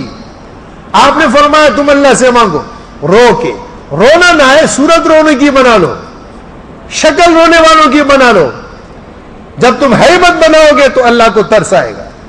حضرت مولانا رومی رحمۃ اللہ علیہ نے لکھا ہے ایک بزرگ تھے، ان کا سارا کاروبار بلکہ جتنے اللہ والے ہوتے ہیں ان کا سارا لین دین یہی قرضوں پہ چلتا ہے۔ حضرت شیخ الحدیث رحمۃ اللہ علیہ کا آپ بیتی میں آپ حضرات نے شاید پڑھا ہوگا، نہیں تو یہی تھا، حضرت فرماتے تھے کہ اپنی جیب سے زیادہ لوگوں کی جیب پر میرا بس چلتا تھا، اپنی جیب سے پیسے نکالنے میں دیر لگتی تھی لیکن دوسرے کی جیب سے نکالنے میں مجھے دیر نہیں لگتی تھی، کہتا یہ کام کر دو بعد میں اس کو دے دیتا، تو سارا معاملہ قرض پہ چلتا۔ تو وہ اللہ والے بھی، اور اللہ والوں کا کیا قرض ہو گیا، یہ آگے میری ضرورت ہے تو چلو جی یہ پڑھو۔ آپ صلی اللہ علیہ وسلم کا یہ معمول تھا، کوئی آ جاتا سوالی بلال اس کو دے دو، اب بلال کہتا حضور نہیں ہے، اچھا کسی سے لے کے دے دو، لے کے دے دے۔ ایک مرتبہ ایک یہودی سے لیا، لیتے لیتے لیتے زیادہ ہو گیا، یہودی نے کہا حبشن کے بیٹے کل تک اتنے پیسے دے دینا نہیں تو میں تم دوبارہ غلام بنا دوں۔ اب ان کی جان پہ بن گئے، ڈر گئے، آ کر حضور سے کہا کہ حضور اس نے تو مجھے دھمکی دے دی مجھے دوبارہ غلام بنا دے گا، آپ اجازت دیں جب تک انتظام نہیں ہوتا میں کہیں بھاگ جاؤں۔ آپ نے فرمایا کہ اچھا چلا جائے۔ حضرت بلال رضی اللہ عنہ رات کو تو سوئے لیکن آدھی رات کے قریب اٹھ کر چل پڑے، مدینہ منورہ سے باہر نکل۔ اب مسجد نبوی سے قبلے کی رخ پہ مسجد قباء جاتے ہوئے راستے میں ایک مسجد آتی ہے، مسجد بلال۔ یہ مسجد نبوی کی حدود سے نکل کر عوالی کا علاقہ کہلاتا ہے۔ وہ عوالی کا علاقہ شروع ہوتا یہاں تک پہنچے تھے تو شاید نماز کے لیے رکے یا کسی چیز کے لیے وہاں پر رک گئے، اتنے میں آپ صلی اللہ علیہ وسلم کے پاس انتظام ہو گیا، کہیں سے اللہ پاک نے بھیج دیا۔ تو آپ نے صحابہ سے کہا کہ بلال کو ڈھونڈو، بلال کو ڈھونڈو۔ اب وہ ڈھونڈے، بلال ہے نہیں، کہا چاروں طرف پھیل جاؤ جلدی جلدی۔ اب اس وقت تو گھوڑے اور اونٹ ہوتے تھے، بیٹھے اور جلدی سے دوڑ لگائی، پتہ چلا جی بلال رضی اللہ عنہ حوالی تک پہنچے ہوئے ہیں، بلال حضور بلا رہے ہیں، کہا نہیں مجھے دوبارہ غلام بنا رہے ہیں، کہا نہیں نہیں انتظام ہو گیا، واپس لے کے آ گئے۔ تو بات عرض کرا تو وہ اللہ والے بھی ایسے قرضہ لے لے کے کام کرتے۔ تو اللہ کی شان موت کا وقت آ گیا اور سارے جتنے قرض دار تھے وہ بھی سارے آگے جمع ہو گئے۔ اب کسی کے 10,000، کسی کے 5,000، کسی کے 4,000، کسی کا کچھ کسی کا کچھ۔ اب یہ کہیں قرضہ دو، اب یہ کہاں سے دیں، چپ کر کے لیٹے ہوئے ہیں۔ تو اتنے میں فرشتہ آ گیا، اس نے کہا کہ اللہ پاک کہتے ہیں چلو، انہوں نے کہا اللہ پاک سے کہو میں تیار ہوں لیکن یہ قرض دار جو بیٹھے ہوئے ان کا کیا ہوگا۔ اللہ والوں سے حدیث پاک میں آتا ہے، یہ بات بھی ذہن میں رکھنا اچھا، اللہ والوں سے موت سے پہلے اللہ کی طرف سے اجازت ہوتی ہے، فرشتہ آ کر ان سے کہتا ہے کہ تیاری کرو اتنا وقت ہے اور بلاوا آ گیا ہے۔ فاسقوں اور فاجروں کے ساتھ یہ معاملہ نہیں ہوتا۔ اللہ ہمیں وہ درجہ نصیب کر دے، اللہ ہمیں وہ درجہ نصیب کر دے، اس کی حصول کی کوشش کرنی چاہیے، نیت کر لینی چاہیے۔ تو اللہ کی شان، اللہ پاک کے پاس فرشتے کے اللہ پاک نے کہا جاؤ دیکھو ان میں کوئی رونے والا ہے، تو دیکھا کہ وہ سارے پکے ٹھکے بیٹھے ہوئے تھے ہماری طرح۔ ہاں حضرت تھانوی رحمۃ اللہ علیہ فرماتے خرانٹ قسم کے لوگ، خرانٹ، احتشام الحق تھانوی رحمۃ اللہ علیہ اس جملے کو کہتے تھے کہ خرانٹ قسم کے لوگ، یعنی پکے۔ اب ایک ہوتا ہے کچی مٹی، اس سے جیسے بھی ہانڈی بنا لو، گلاس بنا دو، برتن بنا دو، ایک ہے بالکل سڑی ہوئی مٹی، اب وہ ٹوٹ تو جائے گی ہلے گی نہیں، تو اس کو کہتے ہیں خراج، رونا آئے نہیں۔ کہا اللہ پاک کہتے ہیں کو رونے والے۔ اتنے میں گلی میں ایک بچے کی آواز آئی کہ حلوہ لے لو۔ حضرت نے فرمایا اس کو بلاؤ، اس کو بلایا، کہا کہ حلوہ سب کو کھلا دو، وہ کھلا دیا۔ بچے نے کہا پیسے، انہوں نے چادر تانی لیٹ گئے۔ اب وہ بچے کہے کہ پیسے، اور چادر تانی ہوئی، جواب ہی نہیں دے. اور بچہ تھا، یہ تو بڑے تھے، وہ رونے لگ گیا. میں جاؤں گا، میری اماں مجھے مارے گی اور میرے پیسے کیا ہوں گے. وہ چلانے لگا، پاؤں مارنے لگا، چیرنے لگا. اتنے میں دستک ہوئی اور ایک آدمی نے آواز دی. حضرت نے فرمایا جاؤ دیکھو. جا کے دیکھا، ایک خوان والا خوان لے کے آیا، اس میں تمام قرض داروں کی وہ رقمیں تھیں اور اس بچے کی بھی رقم پڑی تھی.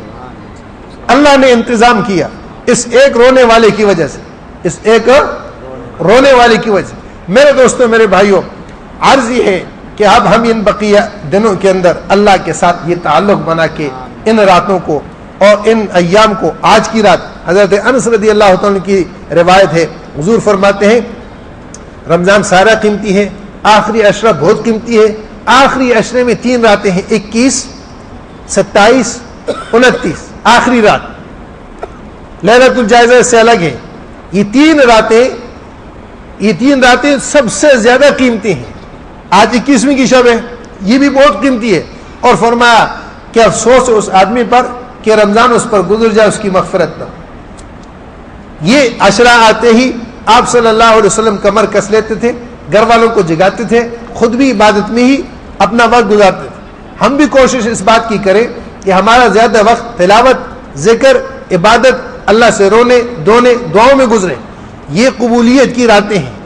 ان راتوں کے اندر مردود نہیں ہونا، اللہ کے ہاں مقبول ہونا ہے، اور مقبول ہونے کے لیے اپنے آپ کو بچانا ہے. 4 باتوں کی کثرت کر لیں، اللہ پاک واہیات تباہی سے بچا دے گا. ایک دعوت کیا ہے؟ اللہ کی بڑائی کو، عظمت کو بولو، ہر ایک کے سامنے بولو، گھر میں بھی بولو، بچوں سے بھی بولو. اللہ کی صفاتوں کو بیان کرو، اس کو کھولو، اللہ کی تعریف کرو، اللہ کی عظمت کو بیان کرو. وہ شخص کبھی مار نہیں کھائے گا جو اللہ کی عظمت کو بیان کرتا رہے، اللہ کی تعریف اور اللہ کی کبریائی کو بیان کرتا. یہ محبوبیت کا درجہ پا لیتا ہے. دوسرا کام تعلیم و تعلم. تعلیم و تعلم کیا ہے؟ جتنا دین آتا ہے دوسروں کو سکھاؤ، نہیں آتا سیکھو. شرم دین میں نہیں ہے. شرم یہ نہیں ہے کہ میری اتنی عمر ہو گئی میں نے نہیں سیکھا، کیا سیکھوں. نہیں بھائی، اس میں کوئی شرم نہیں ہے.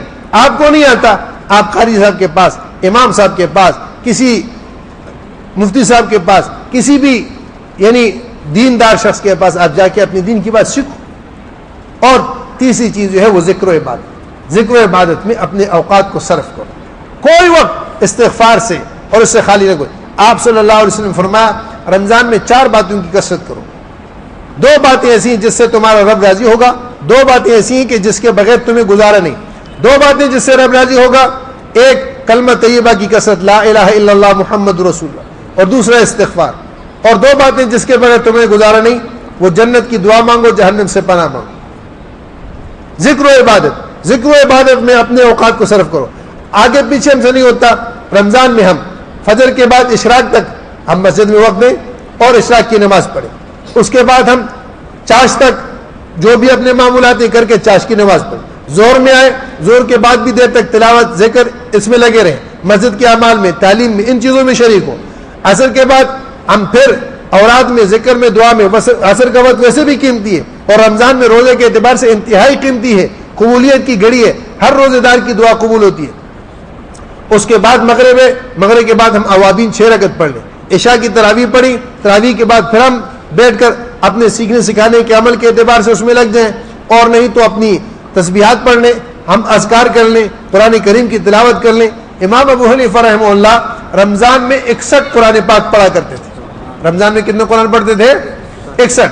ایک قرآن دن کا ہوتا تھا، ایک قرآن رات کا ہوتا تھا، ایک قرآن تراویح کا ہوتا تھا. کتنے قرآن ہو گئے؟ 30 وہ اور 30 دن کے اور 30 رات کے اور ایک تراویح والا. 61 قرآن ہوتے تھے. 61 قرآن پاک ختم کرتے تھے رمضان میں. اور یہ رمضان مبارک کی برکت ہے کہ اس میں یہ چیز بہت آسان ہو جاتی ہے. تو اس اعتبار سے ہم ذکر و عبادت میں محنت کریں. اور چوتھی چیز خدمت ہے. آپ صلی اللہ علیہ وسلم کے اعمال میں صرف یہی نہیں تھا کہ آپ نے ہمیں عبادت سکھائی، آپ صلی اللہ علیہ وسلم نے ہمیں خدمت بھی سکھائی. گھر والوں کی بھی خدمت، دوستوں کی بھی خدمت، مسجد والوں کی بھی خدمت، اعزا قاری کی بھی خدمت. تیونس ایک ایسا ملک ہے کہ رمضان میں وہ رمضان کو صرف رمضان منانے کے لیے مخصوص رکھتے ہیں، اس میں دنیا کا کوئی کام نہیں کرتے. اس میں بھرپور خدمت کے اعتبار سے وہ لوگ اس جذبے کا اظہار کرتے ہیں. اللہ ہمیں بھی یہ نصیب فرما دے. اور 4 چیزیں کم کر دیں. رمضان تو گزر گیا, ویسے یہ مذاکرہ رمضان سے پہلے ہونا چاہیے تھا. آئندہ کے لیے یاد رکھیں, شعبان کے دن, شعبان کو یعنی رمضان سے 1 دن پہلے اس طرح کی ایک مجلس ہونی چاہیے کہ پورا رمضان کیسے گزرنا چاہیے. تو اس کے لیے اب باقی دنوں میں ہم اس بات کا اہتمام کر لیں, 4 چیزوں میں کمی کر لیں.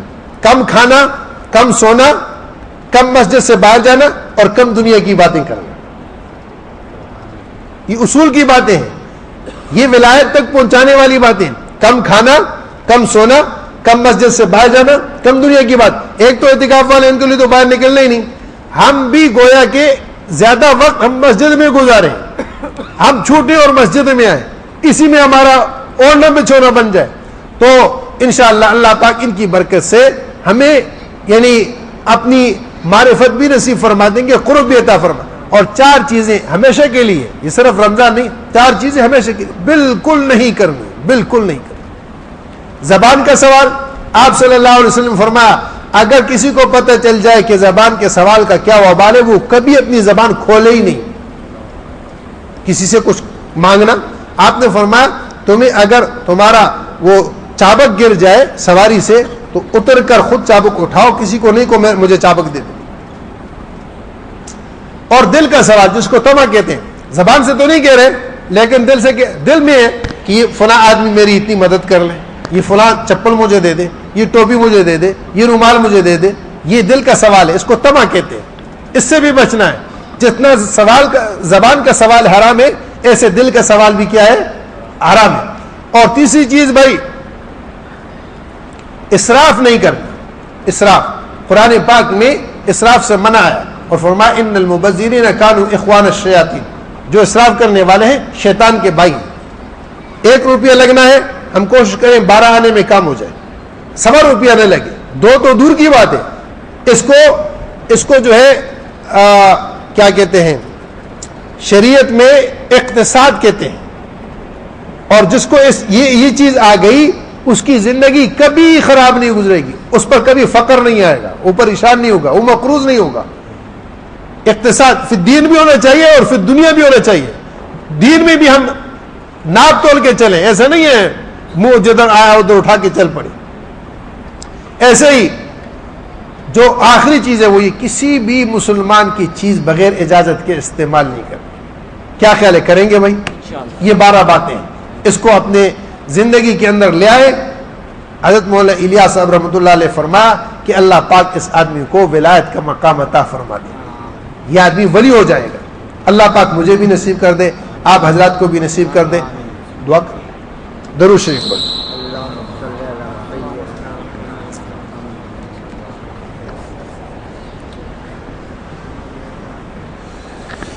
الحمد لله رب العالمين, الحمد لله رب العالمين, والصلاة والسلام على حبيبه سيدنا محمد وعلى آله وصحبه وبارك وسلم تسليما كثيرا كثيرا. اللهم لك الحمد كله ولك الملك كله وبيدك الخير كله علانيته وسره, تعلم ما في أنفسنا ولا نعلم ما في نفسك, إنك أنت علام الغيوب وستار العيوب وغفار الذنوب. اغفر لنا ما مضى من ذنوبنا واعصمنا فيما بقي من عمرنا. اللهم ارزقنا حسن النظر فيما يرضيك عنا. اللهم بديع السماوات والأرض ويا ذا الجلال والإكرام والعزة التي لا ترام, نسألك يا الله يا رحمن, نسألك يا الله يا رحمن, نسألك يا الله يا رحمن بجلال وجهك وعظيم سلطانك أن تنور بكتابك بصرنا, وأن تطلق به لساننا, وأن تفرج به همنا وغمنا وهمومنا وغمومنا, فإنه لا يعيننا على الحق غيرك ولا يؤتيه إلا أنت, ولا حول ولا قوة إلا بك, لا ملجأ ولا منجأ منك إلا إليك. آمنا بكتابك الذي أنزلت وبنبيك الذي أرسلت, رضينا بالله ربا وبالإسلام دينا وبمحمد صلى الله عليه وسلم نبيا ورسولا. رضينا بالله ربا وبالإسلام دينا وبمحمد صلى الله عليه وسلم نبيا ورسولا. يا أول الأولين, يا آخر الآخرين, يا ذا القوة المتين, يا راحم المساكين, يا أرحم الراحمين, يا حليم يا عليم, يا علي يا عظيم, يا أول يا آخر, يا ظاهر يا باطن, انک علی کل شیء قدیر۔ اے اللہ اپنے فضل و کرم لطف و احسان سے جتنے روزے رکھے گئے، تراویح پڑھی گئی، قرآن پاک کی تلاوت کی گئی، اے اللہ اپنے فضل لطف و کرم اور احسان کے ساتھ اپنی شاہ نشان فرما کر ان کو قبول فرما، ان روزوں کو بھی قبول فرما، تراویح کو بھی قبول فرما، قرآن پاک کی تلاوت کو بھی قبول فرما، ذکر اذکار کے اعتبار سے جو عبادات ہوں ان کو بھی قبول فرما۔ اے اللہ تیرے شایان شان تو نہیں، تو عظیم ہے، تو علی ہے، تو کبیر ہے، اے اللہ تو جلیل ہے۔ اے اللہ تیرے شایان شان تو نہیں ہو سکتا، لیکن اے اللہ تیرے امر کو پورا کرنے کی جو ہمارے بس میں تھا ہم نے کوشش کی، تو اس کاوش کو کوشش کو اپنے شایان شان فرما کر قبول فرما، اور قبول فرما کر ہماری مغفرت فرما، ہمیں معاف کر دے، ہمیں معاف کر دے، ہمیں معاف کر دے، ہمارے گناہوں کو معاف فرما، ہمارے جرموں کو معاف فرما، ہماری بغاوتوں کو معاف فرما۔ اے اللہ پوری امت کے گنہگاروں کو معاف کر دے۔ اے اللہ یہ مغفرت کا مہینہ ہے، مغفرت کا عشرہ اختتام کو ہو چکا۔ اے کریم رب تو مہربان ہے، تو معافی کو پسند کرتا ہے، ہم تجھ سے معافی چاہتے ہیں، ہمیں معاف کر دے، ہمارے ماں باپ کو معاف کر دے، ہمارے بہن بھائیوں کو معاف کر دے، عزیز و اقارب کو معاف کر دے، جملہ مسلمانوں کو معاف کر دے، سارے عالم کے اللہ جتنے بھی مسلمان ان کو معاف کر، ہمارے مرد و عورتوں کو معاف کر۔ اے اللہ جو گناہ دن میں کیے ان کو بھی معاف کر، جو رات کو کیے ان کو بھی معاف کر۔ اے اللہ جو چھپ کر کیے ان کو بھی معاف کر، جو علانیے کیے ان کو بھی معاف کر، جو اکیلے میں کیے ان کو بھی معاف کر، جو اجتماعی ہم سے گناہ صادر ہوئے ان کو بھی معاف کر۔ معافی کو پسند کرنے والے اللہ اس مبارک شب میں اس قرآن کریم کی یا اللہ تلاوت کے اختتام پر تیری بارگاہ میں دامن پھیلا کر ہم فقیر آئے ہیں، ہم مسکین آئے ہیں، ہم قسم خرس آئے ہیں، اے اللہ ہم لاچار آئے ہیں، ہم بے بس آئے ہیں، ہم بھوکے ننگے آئے ہیں۔ اے اللہ گناہوں کی پوٹلیاں بھر بھر کے ہمارے پاس تیری بارگاہ میں ہم یہ گناہ ہی لے کے آئے ہیں۔ تو ستار ہے، تو غفار ہے، تو رحمان ہے، تو رحیم ہے، تو ودود ہے، تو کریم ہے۔ اے اللہ تو اپنے فضل و کرم لطف و احسان کے ساتھ ہماری ان گناہوں کو بھی نیکیوں سے مبدل فرما دے۔ اے کریم رب اپنے فضل کا معاملہ فرما، کرم کا معاملہ فرما، ان اعمال کو ہمارے لیے خیر کا باعث بنا، دنیا آخرت کی کامیابی کامرانی کا ذریعہ بنا۔ اے اللہ جملہ مسائل کے حل کا ذریعہ بنا، پریشانیوں کی دوری کا ذریعہ بنا، مشکلات کے حل کا ذریعہ بنا، قرضوں کی ادائیگی کا ذریعہ بنا۔ اے اللہ اپنے فضل سے، اپنے لطف و احسان اور کرم سے ہماری مالی پریشانیوں کو بھی دور فرما، جسمانی پریشانیوں کو بھی دور فرما، ذہنی پریشانیوں کو بھی دور فرما، دل کی پریشانیوں کو بھی دور فرما۔ اے اللہ ہماری دینی پریشانیوں کو بھی دور فرما، دنیاوی پریشانیوں کو بھی دور فرما، کاروباری پریشانیوں کو بھی دور فرما، ملکی پریشانیوں کو بھی دور فرما، قومی پریشانیوں کو بھی دور فرما۔ اے اللہ برادری کی پریشانیوں کو بھی دور فرما۔ اے اللہ اعزہ قارب کی پریشانیوں کو بھی دور فرما۔ اے اللہ ہر مسلمان کی پریشانی کو دور فرما دے۔ اے اللہ ہر مسلمان کی پریشانیوں کو دور فرما دے۔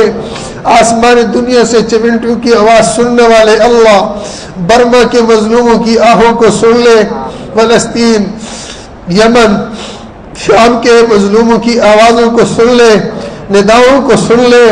اس رمضان میں کتنے جو تیرے سامنے یا اللہ ہاتھ پھیلا کے، جولی پھیلا کے افطاریوں میں اور سحروں میں روتے ہوں گے، ان کی آہوں کو، سسکیوں کو سن لے۔ یا اللہ اگر یہ سننے کے قابل نہیں تو جو تیرے حبیب کا واسطہ ہے اس کی آہوں کے بدلے میں سن لے، اس کی سسکیوں کے بدلے میں سن کے اے اللہ ان کی دعاؤں کے صدقے میں ان آہوں کو تو قبول کر لے۔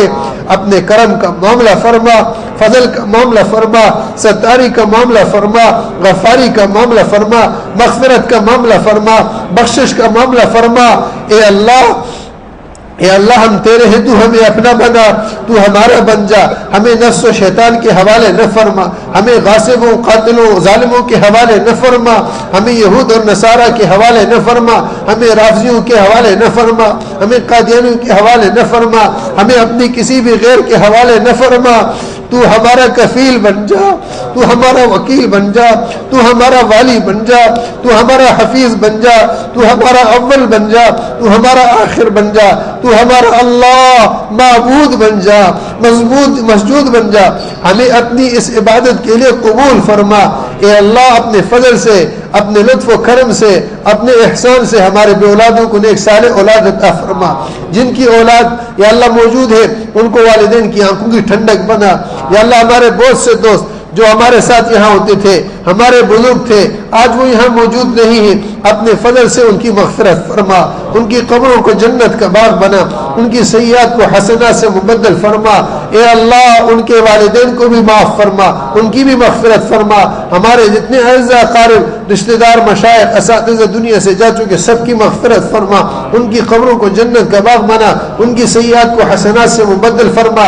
اس مسجد کو دین کا مرکز بنا، ہدایت کا ذریعہ بنا، منارہ نور بنا، یا اللہ الفتوں کا ذریعہ بنا، محبتوں کا ذریعہ بنا، دلوں کے جڑنے کا ذریعہ بنا، دین کے یا اللہ نشر و اشاعت کا ذریعہ بنا، دعوت و تبلیغ کے یا اللہ اعتبار سے اس جگہ کو قبول فرما، جتنی آپس میں اللہ رنجشی ان کو ختم فرما، پھوٹ ختم فرما، عداوتیں ختم فرما، یا اللہ بے اعتمادیاں ختم فرما، آپس میں شیر و شکر بنا، اپنے فضل کا معاملہ فرما، اپنے کرم کا معاملہ فرما، ہماری تمام مساجد کی حفاظت فرما، مدارس کی حفاظت فرما، علماء کی حفاظت فرما، ائمہ کی حفاظت فرما، خطباء کی حفاظت فرما، ہر ایمان والے کی جان کی مال کی عزت آبرو کی حفاظت فرما۔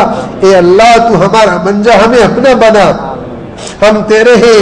یا اللہ یہ جھوٹ ہی صحیح، تو اس کو سچا کر سکتا ہے، تو قدرت رکھتا ہے، تو بلال کو حبشہ سے لانے والا، سہیب کو روم سے، سلمان کو فارس سے جمع کرنے والا، اے اللہ تو نے توفیق دی، ہمیں ایک مسلمان پیدا کیا، اپنے گھر میں بلایا، یہ روزے رکھوائے، یا اللہ جیسا بھی ہے تیری توفیق سے ہوا، ہم نے تو اس کی قدر نہیں کی، تو یا اللہ کرم کر کے، فضل کر کے، جیسے تو نے توفیق دی اور ہمیں اس چیز کی یا اللہ سعادت بخشی، اپنے شاعر شان قبول فرما کر ہماری یا اللہ ڈوبتی ناؤ کنارے لگا، یا اللہ بگڑی تو بنا دے، یا اللہ بگڑی تو بنا دے، بکھرے ہوئے کو جمع فرما دے، ٹوٹے ہوئے کو یا اللہ جوڑ دے، اپنے فضل کا معاملہ کر دے، کرم کا معاملہ فرما، احسان کا معاملہ فرما۔ اے اللہ ہماری دنیاوی ضرورتوں کو بھی پورا فرما، اخروی ضرورتوں کو بھی پورا فرما، گھر کی ضرورتوں کو بھی پورا فرما۔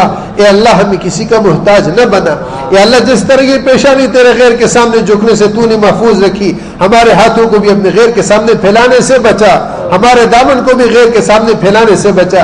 اے اللہ ہم سب کو حج مبرور نصیب فرما، اپنے گھر کی زیارت نصیب فرما، اپنے حبیب کے روزے کی زیارت نصیب فرما، وہاں کی حاضری نصیب فرما، ہمارے سلام وہاں آپ صلی اللہ علیہ وسلم کی جناب میں پہنچنے کے ذریعے پیدا فرما، وسائل پیدا فرما۔ اے کریم رب اپنے فضل سے ہم میں سے کسی کو محروم نہ فرما۔ اے اللہ جیتے بھی حضور کی غلامی نصیب فرما، موت بھی آپ کی غلامی والی عطا فرما، قیامت میں آپ کے غلاموں میں ہمیں شمار فرما۔ اے اللہ حضور کے جھنڈے کے نیچے جگہ عطا فرما، دست اقدس سے جو ہم جامع کوثر مرحمت فرما، اور یا اللہ جنت الفردوس میں حضور کا پڑوس نصیب فرما۔ یا اللہ یہ مسجد الفردوس سے ہم تجھ سے جنت الفردوس کی دعا مانگتے ہیں۔ اے اللہ یہ مسجد الفردوس ہے، یا اللہ تجھ سے جنت الفردوس کی دعا مانگتے ہیں، یہ حضور کا پڑوس ہمیں نصیب فرما دے، یہ حضور کا پڑوس نصیب فرما دے۔ یا اللہ یہ مسجدیں یہ جنت کے باغ ہیں، یا اللہ جس طرح آج تو نے ہمیں یہاں جمع کیا، جنت میں بھی ہمیں جمع فرما دے، جنت میں بھی ہمیں اکٹھا فرما دے اپنے فضل و کرم لطف و احسان سے۔ اے کریم اللہ جن دوستوں نے دعاؤں کے لیے کہا، جنہوں نے توقع رکھی، جو ہم سے امید رکھتے ہیں، ان سب کی جائز حاجتوں کو پورا فرما، شرعی مقاصد کی تکمیل فرما، ان کی ضرورتوں کو اپنے غیب کے خزانے سے پورا فرما، جو ہمارے ساتھ یا اللہ اس عمل میں شریک ہیں ان سب کی حاجتوں کو پورا فرما، ان سب کی ضرورتوں کو پورا فرما، ان کی دعاؤں کو قبول فرما۔ یا اللہ قبولیت کی گھڑیوں میں جیسا کہ مانگنا چاہیے ہمیں مانگنے والا بنا، اور ہمارے مانگنے پر اپنے خزانوں سے ہمیں عطا فرما۔ اے اللہ بقیہ ایام میں عید تک یا اللہ جو اعمال تجھے پسندیدہ ہے اس میں ہمیں لگنے کی توفیق نصیب فرما، جو تجھے ناپسند ہے ان سے ہمیں بچا، ان سے ہمیں دور فرما اپنے فضل و کرم سے۔ یا اللہ موت تک تو ہمارا یا اللہ وکیل بن جا، کفیل بن جا، یا اللہ اپنے فضل کرم سے یہ پیشانی بھی، یہ ہاتھ بھی، یا اللہ یہ پاؤں بھی، یہ جسم بھی تیرا ہے۔ یا اللہ تو اس کو اپنی مرضیات پر استعمال فرما، اپنی منشا پر استعمال فرما، اپنے دین پر استعمال فرما، اپنے حبیب کی سنتوں پر ان کو استعمال فرما، اور یا اللہ تمام غلط چیزوں سے اس کی حفاظت فرما۔ اے کریم اللہ اپنے فضل سے ہماری دعاؤں کو قبول اور منظور فرما۔ آمین یا رب العالمین، آمین۔ تقبل منا انک انت السمیع العلیم، آمین۔ وتب صادق صاحب ہمارے قاری صادق صاحب بیمار ہیں اپنے فضل کرم سے اے اللہ ان کو صحت کاملہ عاجلہ نصیب فرما، صحت دائمہ نصیب فرما، مستمرہ نصیب فرما، اپنے فضل و کرم لطف و احسان کے ساتھ عافیت کا معاملہ فرما۔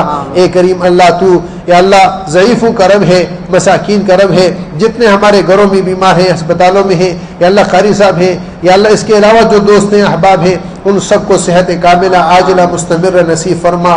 اپنے فضل و کرم سے جنہوں نے دعاؤں کے لیے کہا ان کی بھی حاجتوں کو پورا فرما، اور جو نہیں کہہ سکے ان کا کہنے والا کوئی نہیں، تو سب کو دیکھ رہا سن رہا، یا اللہ ان کی بھی حاجتوں کو ضرورتوں کو اپنے غیب کے خزانوں سے پوری فرما دے۔